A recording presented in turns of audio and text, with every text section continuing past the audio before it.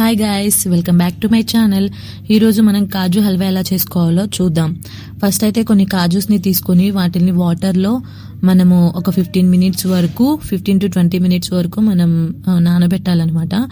So దాని తర్వాత ఒక రస్క్ ప్యాకెట్ అయితే తీసుకున్నాను నేను. అంటే మీ దగ్గర బ్రెడ్ ఉంటే బ్రెడ్ తీసుకోవచ్చు, బట్ నేనైతే రస్క్ తీసుకున్నాను, అంటే టేస్ట్ ఎన్హాన్స్ చేయడానికి. సో బ్రెడ్ అయితే మనము డీప్ ఫ్రై చేసుకోవాలి. సో రస్క్ కాబట్టి నేను జస్ట్ రోస్ట్ చేస్తున్నాను. ప్యాన్ మీద ఆయిల్ వేసి కొంచెం అలా అలా అటు ఇటు రోస్ట్ చేస్తున్నాను.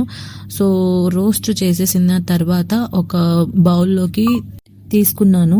తర్వాత మనం ఇందాకడ కాజు ఏవైతే మనము 15 మినిట్స్ వరకు నానబెట్టుకున్నామో సో వాటిల్ని ఒక మిక్సీ జార్లోకి తీసుకున్న తర్వాత వాటిల్లో ఒక కప్ ఆఫ్ మిల్క్ అయితే తీసుకున్నాను. ఓవరాల్గా నేను వాటిల్లో కొంచెం మిల్క్ అన్నది యాడ్ చేసి నేను గ్రైండ్ చేస్తున్నాను పేస్ట్ లాగా.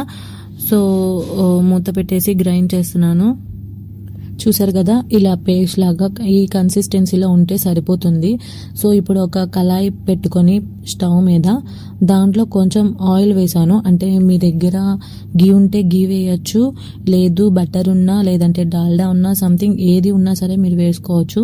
బట్ నా దగ్గర అయితే అవైలబిలిటీలో ఓన్లీ ఆయిలే ఉంది ఈరోజు. సో అందుకని నేను ఆయిల్ వేసుకొని దాంట్లో కొంచెం అది ఆయిల్ హీట్ అయ్యేదాకా మనం ఉండకూడదు, బికాస్ కాజు పేస్ట్ అన్నది మాడిపోతుంది. సో దానికోసం అని చెప్పేసి ముందుగానే వేసి అది కొంచెం బ్రౌనిష్ కలర్ వచ్చేంత వరకు మనం కుక్ చేస్తూ ఉండాలి. సో దాని తర్వాత మనం ఇందాక ఏవైతే రస్కులు మనము రోస్ట్ చేసామో ఆ రస్కులు అన్నవి వేయాలి డిప్ చేసి. లేదు డిప్ చేయకుండా అవసరం లేదు వేయము అనుకుంటే నార్మల్గా వేసేసి దాని మీద పోర్ చేసుకుంటూ మిల్క్ అన్నది మనము యాడ్ చేసుకుంటూ ఉండాలన్నమాట. రస్క్ వేసేసిన తర్వాత మనం మిల్క్ అనేది యాడ్ చేసుకుంటూ ఉండాలి.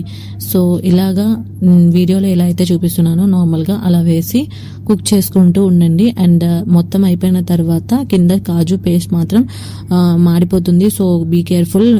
స్టవ్ అయితే సిమ్లోనే ఉంచి మనం ఇదంతా ప్రాసెస్ చేయాల్సి ఉంటుంది. సో ఇప్పుడు మనం రస్క్ వేసుకున్నాం కదా, వాటిల్ని మంచిగా క్రిస్పీగా ఉంటాయి కాబట్టి వాటిని ఇలా ఫైన్గా చేసుకున్న తర్వాత ఈ పేస్ట్ అన్నది కొంచెం మనకి బ్రౌనిష్ కలర్లో వచ్చేంత వరకు మనం కుక్ చేసుకుంటూ ఉండాలి. చూసారు కదా, కొద్దిగా అలా కుక్ చేస్తూనే ఉండాలి. మనం స్టవ్ అన్నది సిమ్లోనే ఉంచాలి, లేదు అంటే అడుగంటుతుంది. సో లాస్ట్కి వచ్చేసి మనము 1 కప్ ఆఫ్ మిల్క్ తీసుకున్నాం కదా, దానికి వచ్చేసి మనం 1/2 కప్ ఆఫ్ షుగర్ని యాడ్ చేసాము. షుగర్ని యాడ్ చేసిన తర్వాత ఇట్లా మిక్స్ చేసుకొని మంచిగా మనం కుక్ అనేది చేసుకుంటూ ఉండాలన్నమాట.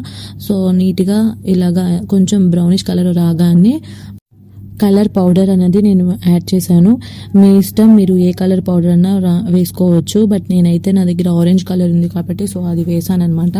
సో కలర్ అన్నది వేసిన తర్వాత జస్ట్ ఒక పించ్ మాత్రమే వేయాల్సి ఉంటుంది. అది వేసిన తర్వాత కొంచెం కలర్ చేంజ్ అవుతుంది.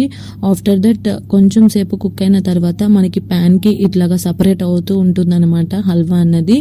సో ఇలా సపరేట్ అవ్విన తర్వాత మనము కాజు వేసి స్టవ్ ఆఫ్ చేసి సర్వ్ చేసుకుంటే చాలా చాలా టేస్టీ యమ్మీ యమ్మీ కాజు హల్వా రెడీ.